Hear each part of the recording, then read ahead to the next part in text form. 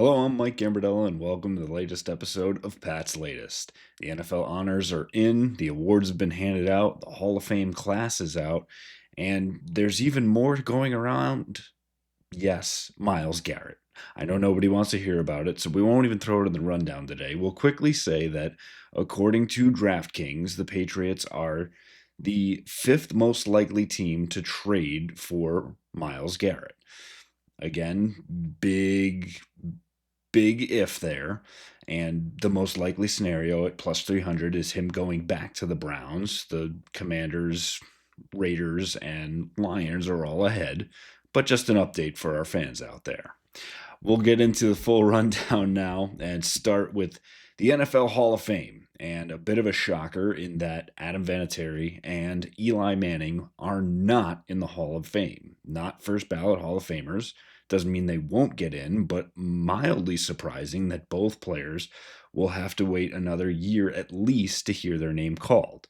Now, having a kicker, even one that has won numerous Super Bowls, accolades, and awards, and a two-time Super Bowl MVP in Eli Manning, former number one overall pick, not get in, it's an interesting debate for Patriots fans because obviously on the other end of two Super Bowl losses, probably not a bad thing to see that happen, especially on a night after seeing Josh Allen actually win an MVP award.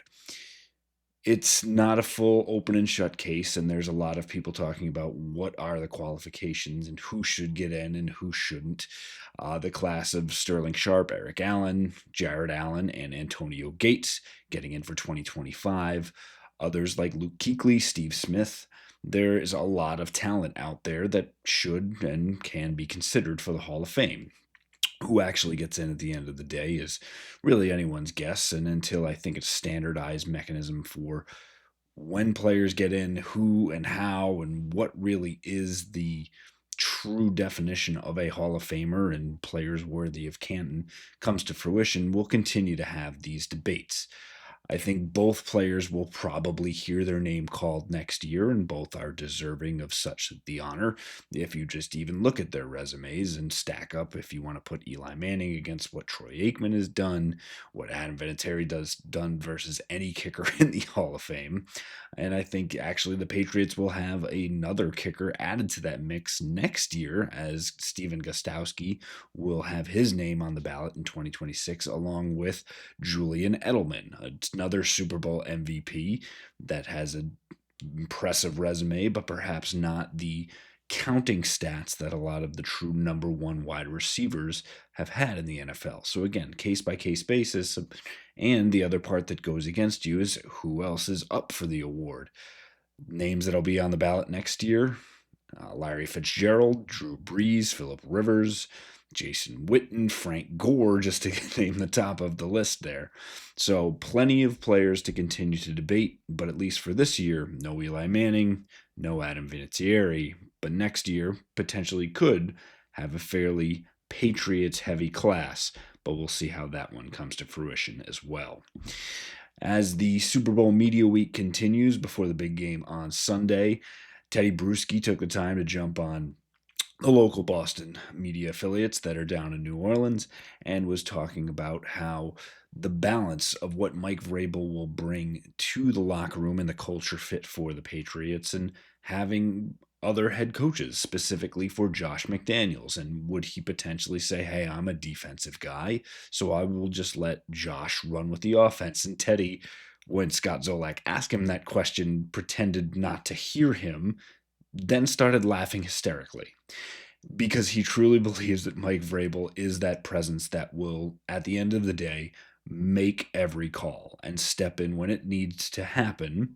And as he said, when things are going a certain way or decisions need to be made, Mike Vrabel will be the person that comes in and says, this is the way that we are going to do things, and move on to the next one. That's something that I think the Patriots really need. We need a true leader, someone to come in and say, this is X, Y, and Z. This is the culture. This is how we're doing it. And everyone can, yes, do your job. If you're able to do that at a high level, at the end of the day, you end up winning a lot of games, you make the playoffs, and you'll end up having a few more NFL honors to it as well.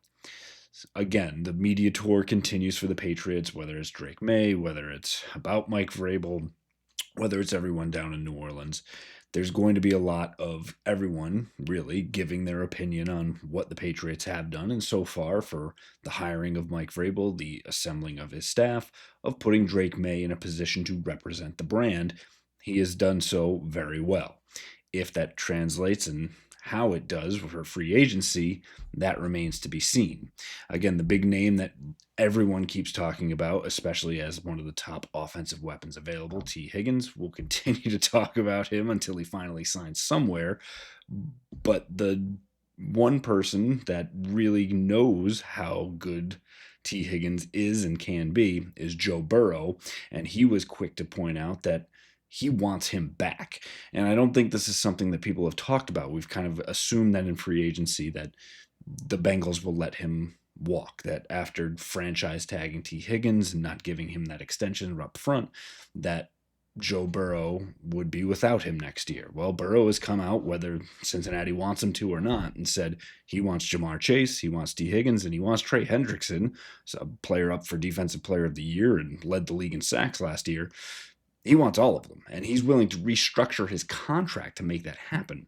So Joe Burrow is saying all the right things, and this is a guy that will not be satisfied, and said so as much, I believe, on with Kay Adams, until they hoist the Lombardi. And he said he'll smoke a cigar if they win the division, but satisfied not until that Super Bowl is in Cincinnati, and wants to get that done. So another monkey wrench in the plans for what either the Patriots or really anybody else is doing and going after the top free agents, and the courtship for all of these guys will soon take place.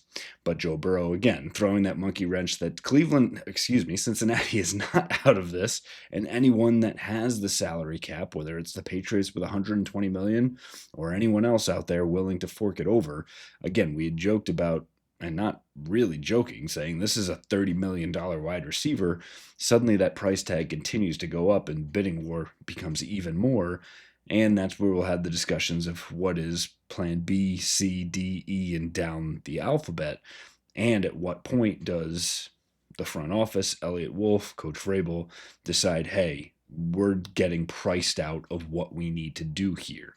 The Patriots, for a very long time, were able to not spend money on wide receivers because you have a quarterback that made up for it. You had a line that you could count on, and you had some of the best tight ends in the game.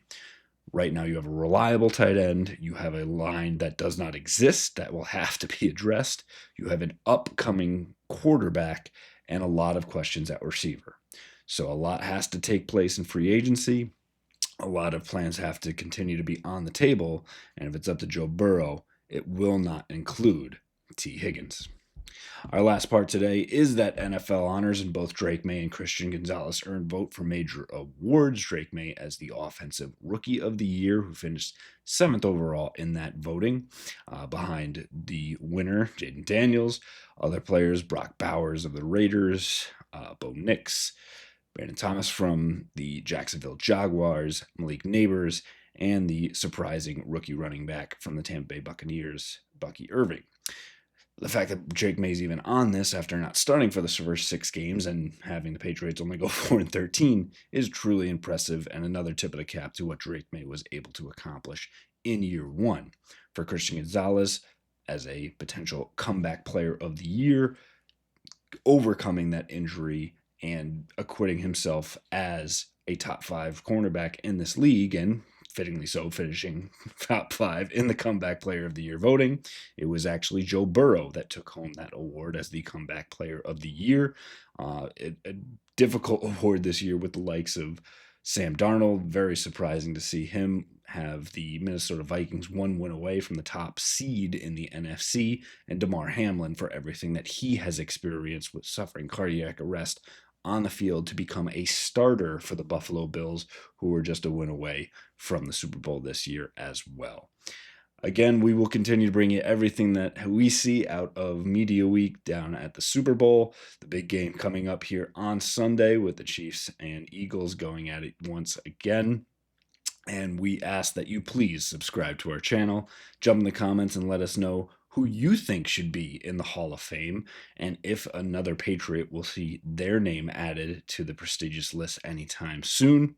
Give us a like on our videos, go back and check our other ones out, and be sure to set up any alerts for us so we can bring you everything that you need to know about the New England Patriots. Fight on, Foxborough.